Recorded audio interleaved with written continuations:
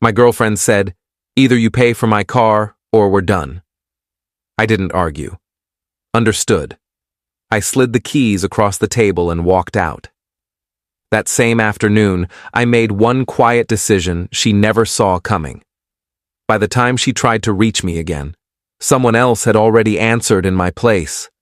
I'm 34, and I've always been the kind of person who avoids confrontation. I fix problems quietly.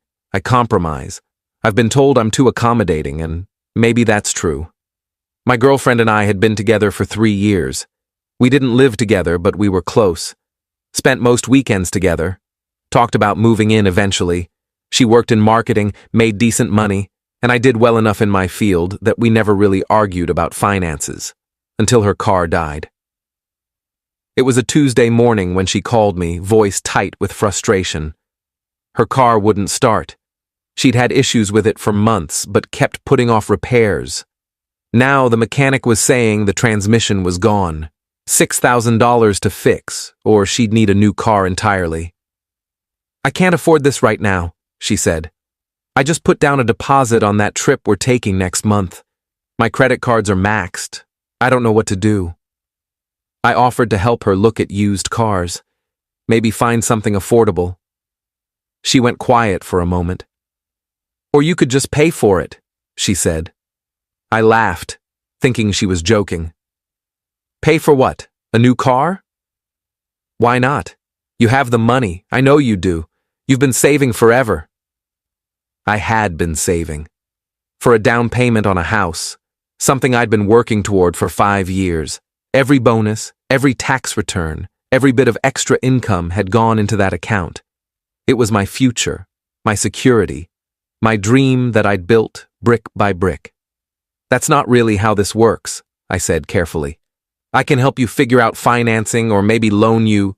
"Loan me? We're together. We're supposed to help each other."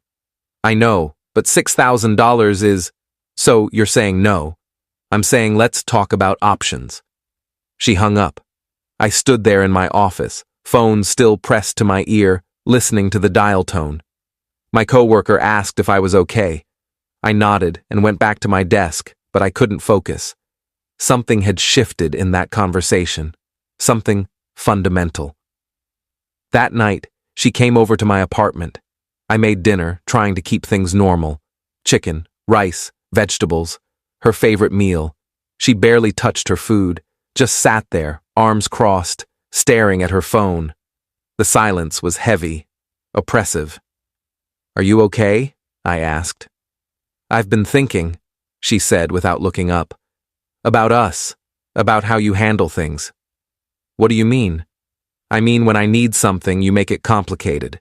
You turn it into a negotiation. I asked you for help, and you basically said no. I said let's look at options together. That's the same thing as no." She put her fork down with a sharp clink. "I need a car. I can't get to work without one. This is serious, and you have the money sitting there doing nothing." "It's not doing nothing, it's my savings." "For what? A house you haven't even started looking for?" I felt my jaw tighten. "A house I've been planning for years." "Plans change. People change. Right now I need help, and you're choosing your plans over me." We went back and forth like this for another hour. She got louder, more insistent. I got quieter, more withdrawn. Every argument I made was met with another accusation. I was selfish. I didn't care about her. If I really loved her, this wouldn't even be a question. The apartment felt smaller with every word. Finally, she stood up, pushing her chair back so hard it scraped against the floor. "Either you pay for my car or we're done," she said. Her voice was flat, final. I looked at her. Really looked at her. Her face was flushed, her jaw set. I waited to see if she'd take it back. If she'd say she was just stressed and didn't mean it. If she'd apologize for putting me in this position. She didn't. The silence stretched between us like a chasm. "Understood," I said. I stood up slowly, walked to the counter, picked up her apartment keys from the bowl where I kept them, next to my wallet and loose change, and slid them across the table. They made a soft scraping sound against the wood. What are you doing? Her voice had changed, uncertain now. You gave me an ultimatum. I'm choosing. You can go. Her face went red, then pale. Are you serious? You're breaking up with me over money? No, you're breaking up with me over money. I'm just accepting it. I didn't mean I was just... You meant it. You don't say something like that unless you mean it. She grabbed the keys with shaking hands, grabbed her purse, and stormed out. The door slammed hard enough to rattle the frame and knock a picture slightly crooked on the wall. I stood there in the silence for a long time, staring at her half-eaten dinner, the empty chair, the space where she'd been. Then I cleaned up dinner methodically, scraped the plates, washed the dishes, wiped down the table, put the leftovers in containers, normal motions, routine. When I finished, I sat on the couch staring at nothing, my mind blank and buzzing at the same time. That same evening, around 9 o'clock, I made a decision. A quiet one. One I'd been putting off for months. I called my financial advisor. He answered on the third ring, sounding surprised to hear from me so late. I want to move forward with the house, I said. Start looking seriously. I'm ready. He sounded even more surprised. I thought you were waiting until next year. You said you wanted to have more saved. Plans change, I said. I'm ready now. We talked for 20 minutes. He walked me through next steps, reminded me I'd been pre-approved months ago, said he'd send me listings first thing in the morning. When I hung up, I felt something I hadn't expected. Relief. Update 1. The first 2 days were strange. I expected her to call, to text, to show up at my door apologizing or demanding we talk. But there was nothing. Complete radio silence. I went to work, came home, started browsing real estate listings online. My advisor had sent me over 30 properties. I favorited 12. Scheduled tours for the weekend. On day 3, she texted, "Can we talk?" I was in a meeting when the message came through. I saw my phone light up on the table, saw her name, or rather, the contact I hadn't deleted yet, and felt my stomach drop. When the meeting ended an hour later, I picked up my phone to find 3 more messages. I think we both overreacted. I miss you. Please, don't ignore me. I stared at the messages for a long moment. Thought about what to say, how to say it, whether to say anything at all. Finally, I texted back, I don't think there's anything to talk about. You made your position clear. My phone rang immediately. I let it go to voicemail. She called again. Again. By the third call, people in the office were starting to glance over. I stepped outside and answered. What do you want? I want to fix this, she said. Her voice was softer now, calculated, the tone she used when she wanted something. I was stressed. I said things I didn't mean. You gave me an ultimatum. I know, I'm sorry. I was panicking about the car situation and I took it out on you. That wasn't fair. No, it wasn't. So can we meet, talk this through? I'll come to your place, or we can go somewhere neutral. Coffee, anywhere you want. I don't think so. Why not? You can't even give me a chance to apologize in person? You can apologize right now, over the phone. You're doing it now, actually. That's not the same, and you know it. It'll have to be enough. She went quiet for a moment. I could hear traffic in the background. She was outside somewhere. Maybe her office. Maybe her car. Her mom's car, probably, since hers was still broken. Did you already move on or something? She asked. No, I'm just done. Done? After 3 years, you're just done? Just like that? You told me we were done. I agreed. That's how this works. I didn't mean it like that. I was upset. Then you shouldn't have said it. Words have consequences. You're being cruel. I'm being honest. She started crying. The kind of crying that's supposed to make you feel guilty. Big, theatrical sobs. I'd heard this before, when she didn't get her way, when I suggested we skip an expensive restaurant, when I said I was too tired to go out. I need you, she said between sobs. I can't do this alone. I don't have anyone else. My friends are all busy with their own lives. My parents don't understand. You're all I have. That's not my problem anymore, and honestly, that's not healthy. You should have other people. How can you be so cold?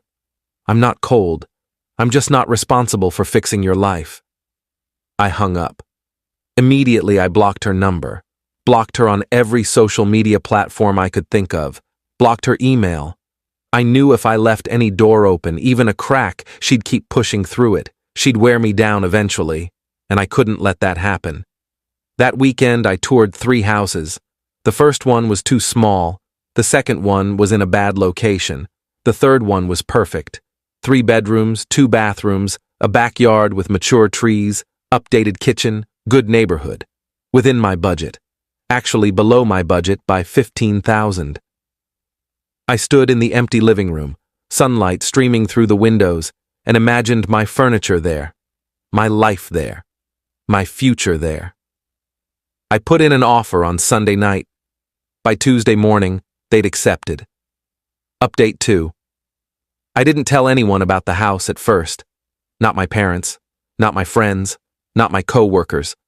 I wanted it to be real before I started celebrating. The inspection was scheduled for the following week. I took time off work to be there, walked through every room with the inspector, took notes on everything he pointed out. The inspector was thorough. Found a few minor issues, some old caulking around the bathtub, a loose railing on the back deck, an outlet that wasn't grounded properly, $1,500 off the price. The sellers agreed immediately.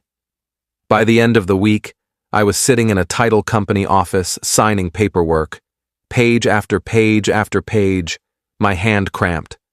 The title officer made small talk, asked if I was excited. I said yes. But honestly, I was still processing. This was real. This was happening. That's when she showed up at my apartment. It was a Thursday evening. I'd just gotten home from work, changed into comfortable clothes, and was heating up leftovers when someone knocked on my door. Not buzzed up from downstairs, just knocked, which meant someone had let them into the building. I looked through the peephole, and my stomach dropped. Her. I need 5 minutes, she said when I opened the door. She looked terrible, hair unwashed, dark circles under her eyes, wearing the same jacket she'd worn the night she left. No. Please. I drove 2 hours to get here. You live 20 minutes away. I was at my parents'. I told them about us. They think I should fight for this. They think I gave up too easily. Your parents don't get a vote in our relationship. Just let me in. 5 minutes. Then I'll leave, I promise. Against my better judgment, against every instinct screaming at me to close the door, I stepped aside. She came in slowly, looking around like she was cataloging what had changed. Nothing had changed. It had been 2 weeks. The same couch, the same TV, the same coffee table. You blocked me, she said, not sitting down. Yes. That's cruel. It's self-preservation. She opened the folder she'd been carrying. I hadn't even noticed it until now. She pulled out printed pages, spreadsheets, bank statements, her bank statements. Look, she said, spreading them on my coffee table like evidence in a trial. I'm drowning. I'm negative in my checking account. My credit cards are maxed. I had to borrow money from my parents just to make rent this month. I can't afford a car payment on top of everything else. I need help. I looked at the numbers. Negative $1,200 in checking, 3 credit cards, all maxed. Monthly expenses highlighted in yellow. It was a disaster. So get a cheaper car, take the bus, carpool, Uber, figure it out. I can't take the bus. It doesn't run near my office. It would take 2 hours each way. That sounds like a problem you need to solve, not me. Why are you being like this? You're not this person. You've always been kind, generous. You helped your sister when she lost her job. You helped your friend move across the country. But you won't help me? Those people didn't give me ultimatums. Those people didn't try to manipulate me into giving up my future. I wasn't manipulating you. Yes, you were. You are right now. You're showing me these papers so I'll feel guilty, so I'll cave. It's not going to work.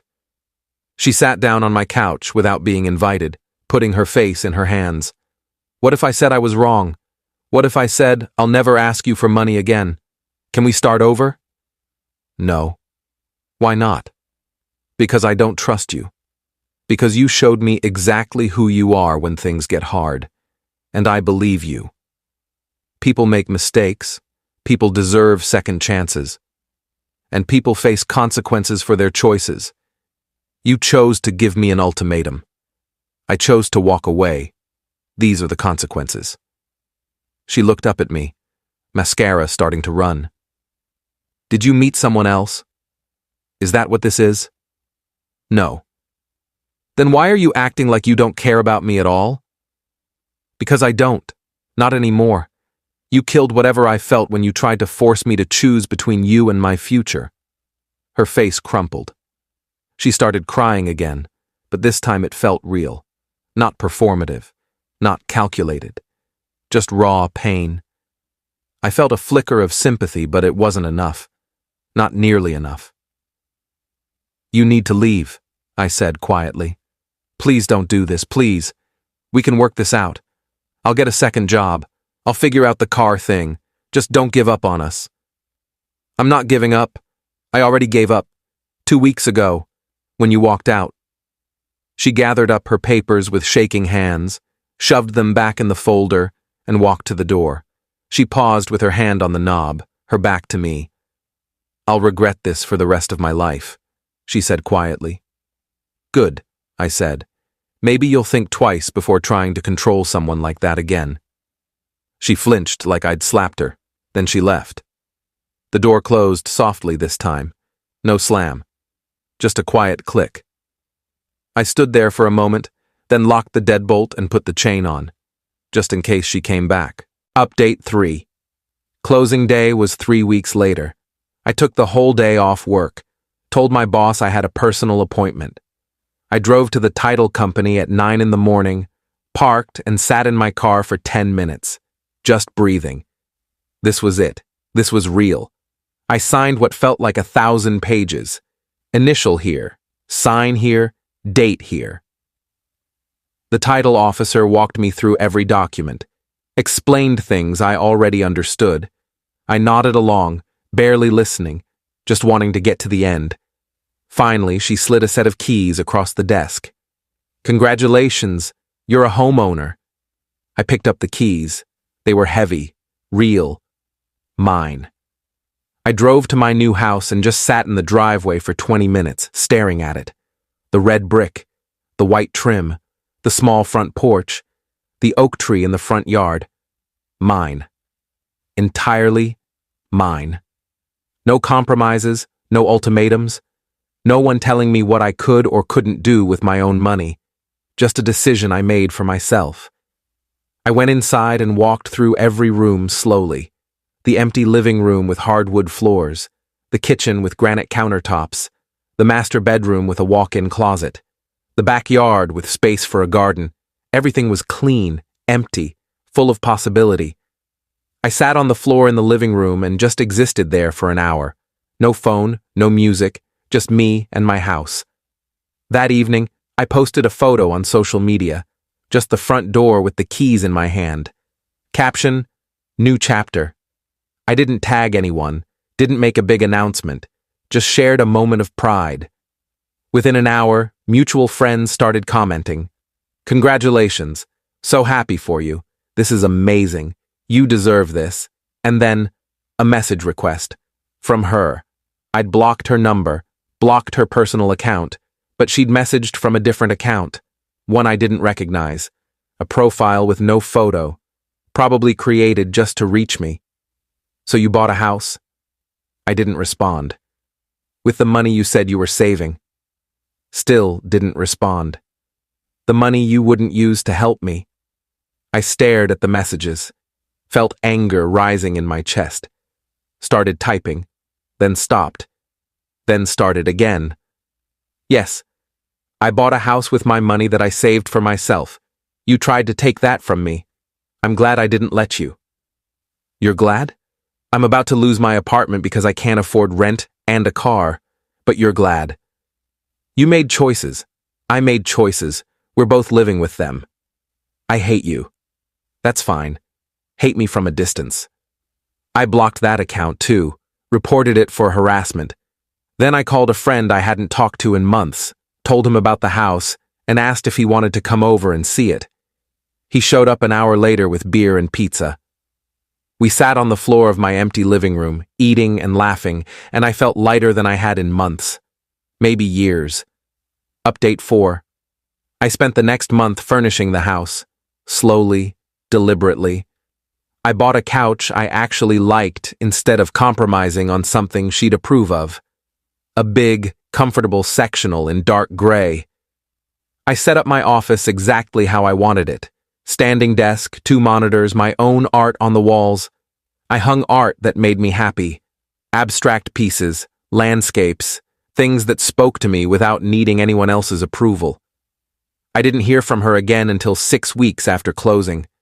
A mutual friend called me one evening while I was assembling a bookshelf. "Did you hear?" she asked. "Hear what?" "She's moving back in with her parents. She couldn't make rent." "Okay. That's it? Just okay?" "What do you want me to say?" "I don't know. I thought you'd care. You were together for 3 years." "I don't. She's not my problem anymore. She stopped being my problem the day she gave me an ultimatum." "That's pretty cold." "Is it?" "She gave me an ultimatum. Told me to choose between her and my future. I chose my future. She made her own choices too. Lost her apartment because she blew her money on a vacation instead of fixing her car or building savings. That's on her. She said you abandoned her when she needed you most. She said a lot of things. Most of them were manipulative. Most of them were designed to make me feel guilty for having boundaries. Anything else? My friend went quiet for a second. "I think you did the right thing, for what it's worth. I never liked how she talked to you. Like you were her backup plan instead of her partner." "Thanks. The house looks great, by the way, from the photos. Come see it in person. Bring your husband. I'll make dinner." That was the last time anyone mentioned her to me for a while. Update 5. 3 months after I moved in, I met someone. At a hardware store, of all places. I was buying supplies for a deck project. Wood stain, brushes, sandpaper. She was trying to figure out which drill bit she needed for hanging curtains. "Do you know anything about these?" she asked, holding up 2 packages. I looked, explained the difference, helped her find the right size. We started talking. She was funny, self-deprecating.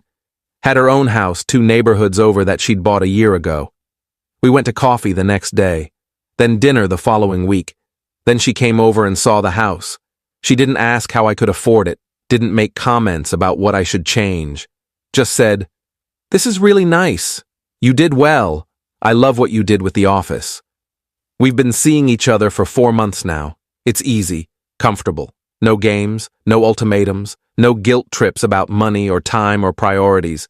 Just 2 adults who enjoy each other's company and respect each other's independence. She has her house. I have mine.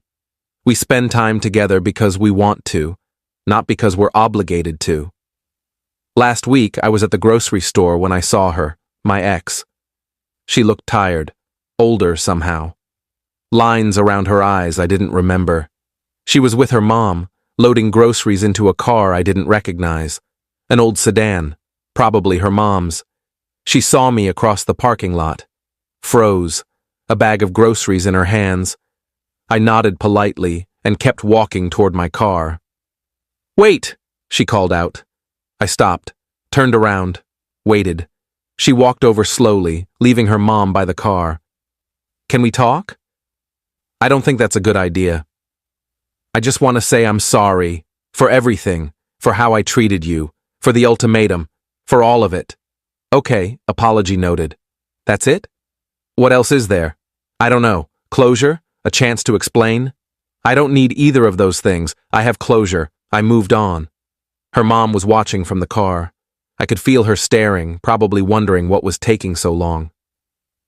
"Are you happy?" my ex asked quietly. Very. Did you meet someone?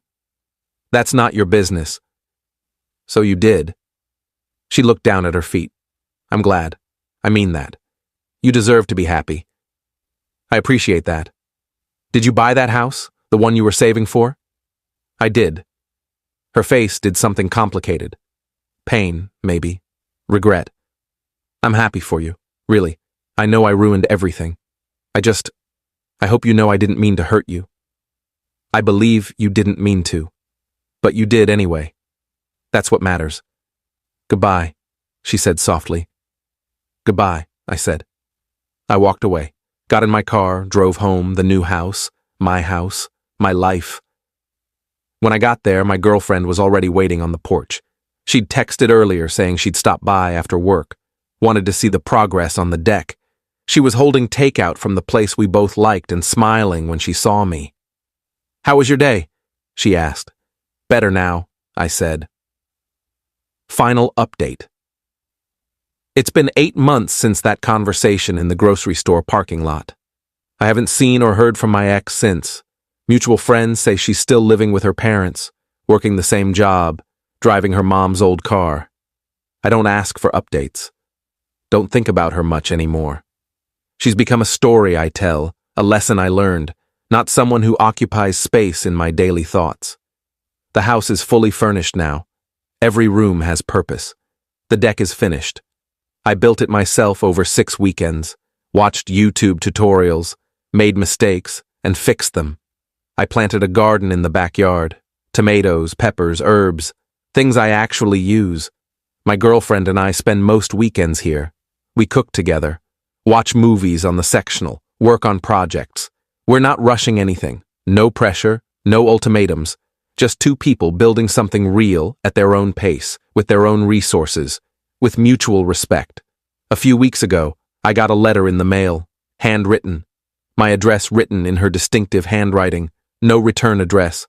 I almost threw it away without opening it, but curiosity won. It was long, pages of apologies and explanations, how she was going to therapy now, how she understood what she'd done wrong, how she'd been selfish and manipulative and scared of being alone, how she hoped I could forgive her someday, not for her sake, but for mine. How she wanted me to know she was genuinely happy I'd found happiness. How she'd learned that love isn't about what someone can give you, but about what you build together. I read it once, folded it back up, put it in a drawer. Then, 2 days later, I threw it away. Not out of anger, not out of spite, just because that chapter is closed. She doesn't get to write herself back into my story because she finally figured out what she lost. Her growth is hers. Her healing is hers. I don't need to be part of it. Someone asked me recently if I ever regretted how things ended, if I ever wondered what would have happened if I'd just paid for the car, if we'd still be together, if we'd be happy. The answer is no, because the version of me that would have paid is the version that would have kept paying. For the car, for the rent, for the vacation, for every crisis and impulse and demand she could think of. I would have emptied my savings trying to make her happy, postponed my dreams indefinitely, and she still would have left eventually. Because people like that are never satisfied. There's always another crisis, another need, another test of your love that requires you to sacrifice yourself. The moment she gave me that ultimatum, she told me exactly who she was. Someone who saw my value in dollars, not in partnership. Someone who measured my love by what I could provide, not who I was. Someone who would rather lose me than lose control. I'm glad I walked away. I'm glad I bought the house. I'm glad I found someone who doesn't see me as an ATM with feelings, but as a partner with dreams and boundaries and value beyond what I can offer financially. Some people will try to make you feel guilty for choosing yourself, for setting boundaries, for saying no. They'll call you selfish, cold, heartless, cruel. Let them. Because the people who truly matter, the people who really love you, will understand that protecting your peace isn't cruelty. It's survival. It's necessary. It's healthy. I'm 34 years old. I own a home. I have a healthy relationship built on respect. I sleep well at night. I don't second-guess my decisions. I don't wonder what if. And the only reason any of that is true is because one day, when someone tried to take everything from me, I slid their keys across the table and walked out. Best decision I ever made. My girlfriend just asked what I'm writing. I told her I was documenting something that happened. She asked if it still bothered me. I realized the answer is no. It's just a story now, a thing that happened to someone I used to be. And that person learned something valuable. You can't build a future with someone who sees you as a means to an end. You can't love someone into respecting you. And you can't sacrifice yourself into being valued. The right person will never ask you to choose between them and your dreams. They'll help you build both.